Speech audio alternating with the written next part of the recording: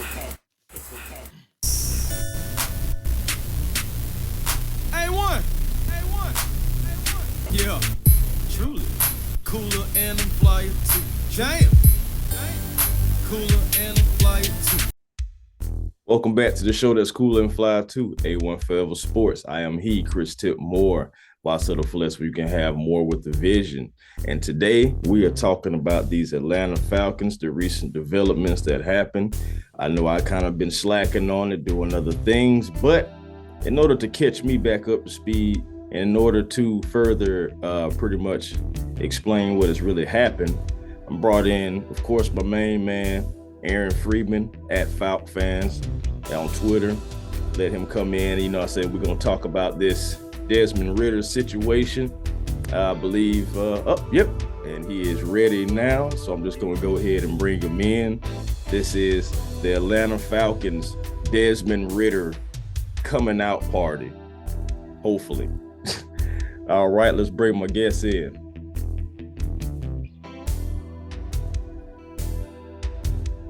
All right. Now, y'all should already know who this is by now. Even if you haven't seen him on this channel, I'm pretty sure you've seen him on his own channel. You already know that's Aaron Freeman of the illustrious, Locked On Falcons. What's going on, AF? I'm doing good, Chris. Nice to be here chatting with you, talking Falcons. Oh, yeah, definitely, man. So, man, let's not even waste no time, man. We're going to get this party started, man. From the reports and everything, you've heard them, you've seen them and everything. Do you really feel like Marcus really quit on the team, man? Yeah, I mean, I get why that's kind of the interpretation of it. And I mean, it's not like a cut. I don't think it's cut and dry, right? Right. I don't either. All these players are independent contractors, right? Like they have to kind of do their thing. Team can cut them on a whim, right? They can just basically we don't like, the way you wear your socks and we'll cut you, like that's kind of how it works in the NFL. And so this notion of you got to be a team first guy, yeah, to a certain extent, but at the end of the day, you got to do what's best for you. And I think with Marcus, what's best for him is to get, whatever this knee procedure is, to get the ball rolling on his rehab so that he can be ready to go and potentially shop himself around this offseason. Because he may have played his last down here in Atlanta because the Falcons are going to cut him. Maybe they try to bring him back on a cheaper deal or something like that as a backup. But he's got an opportunity ahead of him where potentially his path is elsewhere. And so as that independent contractor, I don't fault him for doing what he did and thinking about his future as opposed to trying to spend these next 4 or 5 weeks trying to help Desmond Ridder to be the best version of himself and put himself, Marcus that is, in a potentially worse spot, a few months from now when the offseason hits. So you can look at it as he quit on the team, but I look at it look, he's doing what's in his best interest, and I have no fault for it. But I think the way that this works is I think a lot of the backlash he's gotten comes from Falcon fans that are just being kind of petty about it because the Marcus Mariota experience has not been a great one these last couple of months. And so this is just kind of the period at the end of the sentence with that. But yeah, I don't have a problem with it, but I understand why people think that he quit. Oh yeah, man. It's definitely it's the aroma is definitely in the air on that, and people definitely feel that way. From different networks, just regular fans and everything feel like that. Me personally, as far as quit on the team, I had to do some due diligence because just hearing the initial report, I was like, what? I was like, okay, well, it is what it is. Honestly, I was more so happy. I was like, well, that means that the Rook can get, all the time that he needs. But honestly, if he had a knee issue going on, and this is what a lot of people are saying, why he didn't get it taken care of before. But I also understand why he didn't. I'm going to continue to play too, even if I do have an issue going on. I'm getting paid. I am the starter. Why am I just going to throw all that away? But I do feel like he had it in the back of his mind. If I get snatched, I'm going to get this surgery. That's what I feel like in the back of his mind, because he was already hearing the chatter. I know he was hearing the chatter. We're not in the building, but come on now. You know you definitely have been hearing that chatter from Falcons fans, from analysts.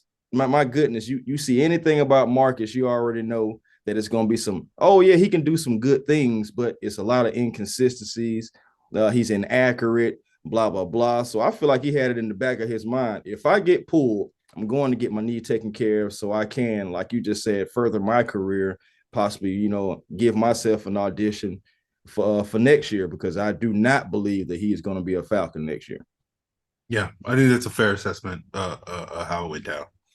Yeah, man, seriously, that's exactly how I feel about it. So, all right, so talking about Marcus, that's cool, but now, old Desmond, man, 4 games with Desmond Ridder. What can we really, see from that? Because 4 games is really not necessarily enough time, especially for a third rounder, to really just come out and blossom into everything we need him to be. I feel like really after that Carolina game, when we lost on Thursday Night Football, you had that 10-day gap. You could have kind of like put him in then. But I also feel the reason that didn't happen was because Marcus was able to save himself against the Bears. That was a win. The more times he wins, we've talked about this before, me and you. I know you've talked about this too. Just the more wins that he gets, the longer his leash is going to be. So, but 4 games of Ridder, what can we expect? Yeah, I mean, you go back to you listen to Arthur Smith and whether you believe it, basically his statement and why he didn't pull the trigger on Ridder after that Carolina game is because he didn't think at that time he was ready. Right. So, well, how much, but he's ready now, though. yeah. So like you sit here and you go, okay, like if that's the case, like, all right, so we should see something in these 4 games. Now, is that enough to really get a good game? I mean, it kind of depends. Like if he comes out here and plays well for these 4 games, it'll be enough. If he doesn't play well, then we'll be sitting here being like, should it would be the woulda, coulda, shoulda of like, should we have seen more of him? Should we cut bait with him? So I think it all just kind of boils down to how well he plays. I'm not expecting him to come out and light the world on fire, but I do expect this team to continue to be competitive. You're just kind of, I think really we're kind of looking for growth over these 4 games. Mm-hmm. Like, I think it may be spotty at first against the Saints, but then with like 2 home games to close out against Arizona and Tampa Bay, you're hoping to see improvement from, this weekend against the Saints to that point later in the year. And if you see that growth, if he comes in and basically is only as good as Marcus Mariota, mm-hmm. I think, overall you'll be like, that's not great, but like as a starting point, I think you can basically say, okay, well, we can build from that, right? Like that's, going back to what you just said, like Mariota wasn't terrible, he wasn't good either, but he was just kind of like okay, average, like and right then there. you had a couple of bad games sprinkled in there. But like if you're a rookie and that's what you are from the jump, like we always assume that these guys are going to get better with more time, with more development. So I think if Ridder can come in and just be just as good, if not better than Mariota, it's not a high bar to clear in that regard. Then I think that's enough for the Falcons to be able to move forward with him and feel like, okay, if we can, fix this defense and we can put a couple more weapons, maybe shore up this offensive line, like we can go into next year feeling pretty good about our quarterback situation. But if he's flat out terrible and throws like 10 interceptions in the next 4 games, then I think at that point, you may be able to move on. So it's going to be a tough call because like, he may just be like good enough to give you some hope, but not good enough to make you feel great about it. And if that's kind of the place that you're in, it's a little bit of a predicament. It feels a little bit like purgatory. Yeah, man, I'm not gonna lie to you. I'm pulling for Dez to do very well. I want him to do so well to where when the draft comes up again, they're not even thinking about a quarterback. Because if he doesn't, I know it's reports out I read some yesterday about Mr. Will Levis, and they have us pretty much drafting him. And I'm like, so they pretty much already, canceling Ritter off, like he's not going to be able to do anything. And even though he is facing, some pretty tough defenses coming up, I mean, the Saints even though their record doesn't show it, I mean, the Saints still have a decent defense. It's just their offense not going anywhere. I mean, you already know Tampa's defense is up and down. We also have this Ravens defense. And of course, with the Cardinals as well. So he's not going out there against mediocre defenses either. There's some decent defenses, some guys that can get after you on that line. So for me, it's going to be like about poise. Like you said, sample size, each game is hopefully he gets better. 4 games is not enough, but each game, hopefully he gets better. Like I said, I'm not expecting him to go out there and just throw darts and be the man, you control the offense, so like he's been doing it for years. I don't expect none of that. But if it happens, I ain't gonna be mad either. I'm pulling. It'd be nice to see. Yeah. I'm pulling for the kid, man. I mean, he's been waiting all this time. I'm hoping he can be even better than Dak. I mean, because I really don't want to go into the draft with question marks. But we already know how this game and how this league is. It's going to be question marks regardless. The man can come out and be 4-0, and they'll still probably put a quarterback on us. So yeah, that I get it from outside perspective. Because like you look 3rd round quarterback, the hit rate on those guys is really, really low, right? It can't be Dak. Yeah, and so like you look at that. Just a little technical difficulty. Dang, man, you must be about to say something so real that even the computers didn't even like it. Yeah. So piggybacking on what I was trying to get to before technical difficulties, the Gremlins decided they didn't want me to say this, but like right.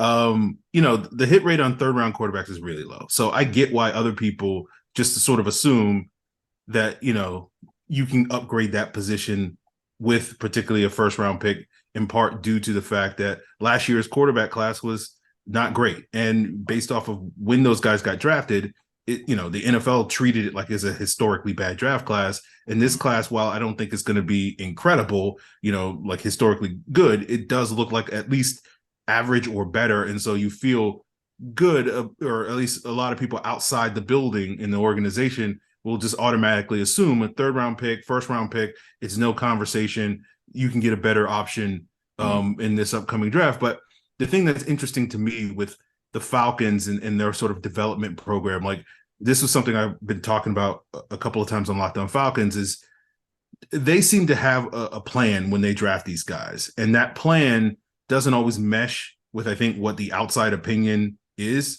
Like you saw that last year with Richie Grant, and like everybody was clamoring for him to get on the field. Like, why are we seeing Richie Grant? There must be something wrong with Richie Grant. And then the Falcons were just like, look, he's going to get kind of this redshirt year. Obviously, he had to play out of position at that nickel cornerback position instead of safety. But in year 2, we're expecting, big things from Richie. And while, no one's going to sit here and be like, Richie's played at a Pro Bowl level, he's made a big jump and looks like a player that can certainly be a solid starter for this team moving forward. And we'll see, if he can build off of that and become sort of that high level safety that we sort of envisioned him being when the Falcons drafted him in round 2. And then you contrast that with the 3rd round pick in Jalen Mayfield, who they basically threw to the wolves and was basically a disaster. And I think the Falcons learned some lessons in that, which is like, we're going to take these guys and their development at our own pace. And we're not going to put particularly a player like Desmond Ridder, who plays quarterback position, which could, is a really important position. We're not going to sit here. Most important position on the field, if you ask me. Yeah. And some people think it's the most important position in sports, all of sports, right? So people do. You don't want to throw him to the wolves and ruin him. So I think the Falcons have been kind of slow playing this with, how they're developing him. So I think to a lot of people on the outside, he's like, oh, well, you waited this long for Desmond Ridder. It means, he's not the guy. They don't have confidence in him. And I don't know if that's how the Falcons feel. Obviously, a lot's going to depend on how he plays these next 4 games, but I do feel like the Falcons are being patient because they have this long-term plan with Desmond Ridder. And going back to the point you made earlier, it's like it fixes so many, not going to sit here and be like Desmond Ridder is going to be the Falcons starter for the next 10 years or anything like that. But like, if they don't have to feel like, okay, we need to get like if they feel like they have competent quarterback play heading into the offseason, that means they can focus their attention on building up the rest of the roster, which we know the Falcons desperately need to build up the rest of the roster. That's been the thing that we've been talking about the last couple of years. Even going back to the days when Matt Ryan was here, it was like, okay, yeah, they have a good quarterback. They have some good weapons. Nothing else on this team is good. And we need to get to a point where you're not worrying about the quarterback and the rest of the team. You're like, okay, this team is good. And then we'll worry about the quarterback. And I think that's kind of the plan that the Falcons want to take. And, you know, a lot of that depends on if Ridder can play well down the stretch so that he can kind of eliminate that issue and they can focus on, you know, other issues that have been plaguing this team for years. Definitely. That's what I want, man, because we just been having too many tough times the past couple of seasons with these drafts, you know, hit or miss players that, you know, we still don't necessarily know what they're going to turn into.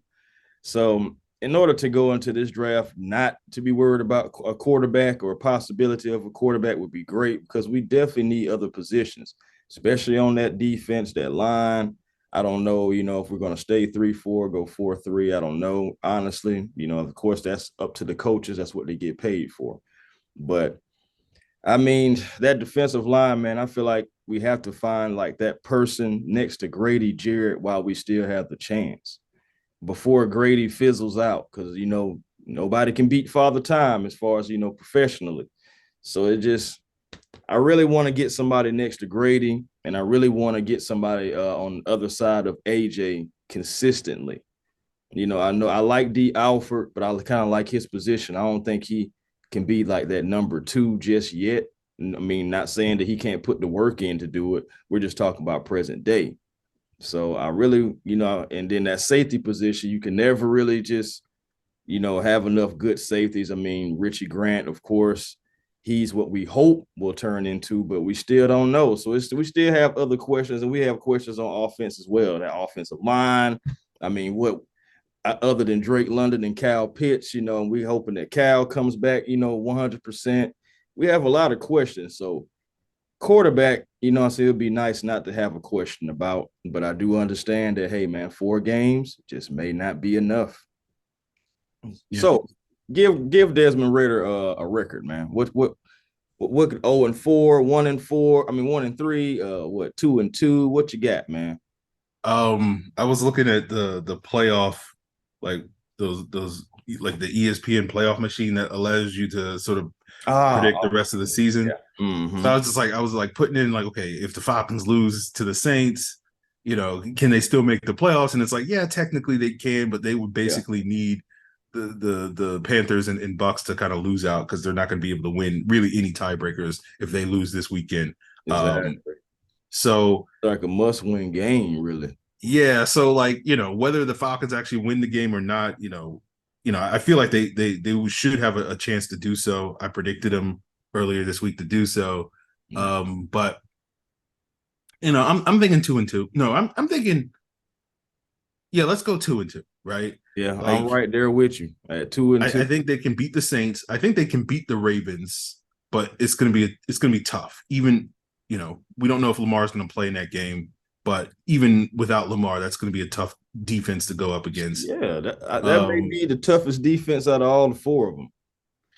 And then you got the Cardinals, you know, no Kyler. Their defense is good, but you feel like, okay, hopefully the Falcons defense isn't so bad that they won't let Colt McCoy cook them. I ain't gonna lie, I'm very nervous about Colt McCoy, only because you see him in the offense. He has command. So yeah, I am worried about Colt McCoy. Especially because, I mean, stuff like that, it just like too much like if Colt McCoy didn't we didn't have a shootout against Colt McCoy. You know, it just man. But yeah, I say 2-2. I really wanted to go 3-1. I had to sleep on it last night. And but my 2-2 games honestly are the winning against the Saints and definitely winning against the Bucks, man. But I'm hoping you have something to play for by the time you play for the Bucks. I initially, before the quarterback change and initially before these last couple losses, I was saying, man, it's going to come down to the wire. It's going to come down to that last game, and whoever wins that game is going to get in. Now, I'm trying to stay, stay steady on that. It just, I guess, depends on what happens this weekend. We have to beat these Saints. I know I got a friend out there in New Orleans. They watch the New Orleans podcasts or whatever and whatnot. They're saying Cameron Jordan is definitely coming for Desmond Ridder 100%. I guess people in the building have already said he can't wait to play the rookie. So I don't know. I guess he feel like he's going to get his mojo back against us. I really feel like Desmond is not going to do worse than Marcus. I feel like he's pretty mobile, maybe not as mobile as Marcus, but we don't know yet. So we're going to figure all that out, right? Yeah. So I think they got a chance to win all 4 games if Desmond is as good as we hope he is. And the defense can step up and this team can kind of rally around him and play the type of football that we saw from this team earlier in the season when it did feel like they were well on their way to making the postseason. And I feel like that potential is there. Obviously, they can go. We've seen this team struggle the last couple of weeks, and so we could just see that continue. And I think they'll be in all 4 of these games. It's just going to be a question of will they make the plays that can go out there and win the game as opposed to lose the game. Correct. Man, so what's some keys for the Falcons to go ahead and just take this win against New Orleans, man? What would be some key factors that needs to happen outside of course, the quarterback play? Yeah. I think if you can protect Desmond Ridder, he should be fine. He should be able to hit some of these receivers, particularly Drake London. I'm hoping we're going to see a big game from Drake London like we saw in week 1. Yeah, then your 3 keys. Yeah, protecting Desmond Ridder, of course, that's one. You definitely got to keep him upright, especially like I just said, Cam is coming and all those other guys. But what else you got? Yeah, defensively, I want to see how the Falcons secondary matches up with the Saints receiver core. No Michael Thomas. You got Isaiah Oliver back compared to what you had in week 1 with D. Alford and whatnot. But I feel like he should be able to keep Jarvis Landry a little bit more on lock. So, if the secondary, you probably have AJ Terrell versus Chris Olave. We saw AJ Terrell struggle against Michael Thomas in week 1. I think he'll do better against Olave. So if you can keep those weapons that they have in check, the defense should be able to keep the Saints offense in check for the most part to give the Falcons offense a chance. And I just think ultimately you're just kind of looking for some explosive plays from the offense. That would be kind of the third key for me, that, if the pass protection is there, you'll be able to get some shots down the field to Drake London and other playmakers in this offense. And if that's the case, and I think that's going to be the formula for success. And maybe if I could throw a 4th key in there, like maybe get a special teams boost. Maybe they get a big return or something like that can help them flip the field position or something like that. Yeah, definitely. 100% agree with you, man. We're going to strap in, man, for this weekend. We're going to strap in. Hopefully the kid does great. I'm pulling for him 100%. Desmond has my 100% full support, and I really hope that he does well and makes Falcon fans and even Cincinnati fans very happy and say, hey, man, you guys took the right guy. Yeah, absolutely. It's exciting, right? Like there just hasn't been a lot of excitement for the Falcons these last couple of weeks, and it's like, okay, we got this new shiny toy. Let's play with it for a little bit and see what he can do. Yes, sir. Yes, sir. Well, man, as always, I appreciate you coming on. Doing this with me, doing this this Falcon analysis and everything. As always, let the folks know where they can find you. Of course, you can check out me Monday through Friday on Locked On Falcons, your daily Atlanta Falcons podcast, your illustrious daily Atlanta Falcons podcast on wherever you're getting podcasts, including YouTube. And of course, if you like snarky tweets about the Falcons, you can follow me on Twitter at FalFans, FalCFans. I am starting to get into the draft. So usually around, like 11 o'clock, 12 a.m. I'm tweeting draft thoughts on stuff. So that's a good place if you're more of a night owl. Mm-hmm. Yeah, that's true. I did see some things that you had posted last night about a couple of guys. So that's definitely true. I've seen it myself. He It was late night. He had some thoughts and he dropped them. So good thoughts too. Go check them out. But yes, sir, I appreciate you again. Like I said, man, peace and blessings to you, my brother. I will definitely be linking up with you. We'll see, man. We'll be seeing what the end of the season looks like, if we're going to be in the playoffs or we're going to be talking about drafts. But either way it go, man, I look forward to doing this with you again. Absolutely. All right. Thank you so very much, Chief. That was my guy, man. AF, Aaron Freeman, Locked On Falcons. A lot of you guys, I'm pretty sure, I subscribed to him. Good guy, man. I really appreciate him. Guys like him, Pat Benson Jr., Brad Rowland. You know, I appreciate, you know, guys who are in the industry that I'm in the field that I'm in, or that are not, I guess you can say, too competitive to where they don't come on and, you know, show love and give their thoughts and stuff like that. I understand it's more exposure for them as well. But I just appreciate them taking the time out to come on to A1 Forever Sports, and anyone who comes on in the future on A1 Forever Sports to talk just that with me. Until next time, honestly, I got some more stuff coming up. I'm going to have a little free time coming up, so I'm definitely going to use it, and I plan on producing more videos, more content. Try to catch as much of these trending stories as I possibly can for those who are with me and have been with me. I promise you, man, anything that I possibly can do to make your experience at this channel, you know, it's even more better. Please, you know, so reach out to me. Let me know. I will be dropping my email address in the link, so check that out. You know, it's in the description, so check that out. You know, so if you guys want to email me, maybe some ideas, or not even necessarily some ideas. If you guys just want to, you know, chop it up or ask a question, hey, ask. You know. So until next time, be generational, because it's always time to be. Why settle for less, where you can have more with the vision? The show that's cool and fly too. A1 Forever Sports, and I am he, Chris Tip Moore. Until next time, peace and blessings to all, and to all, I'll holler.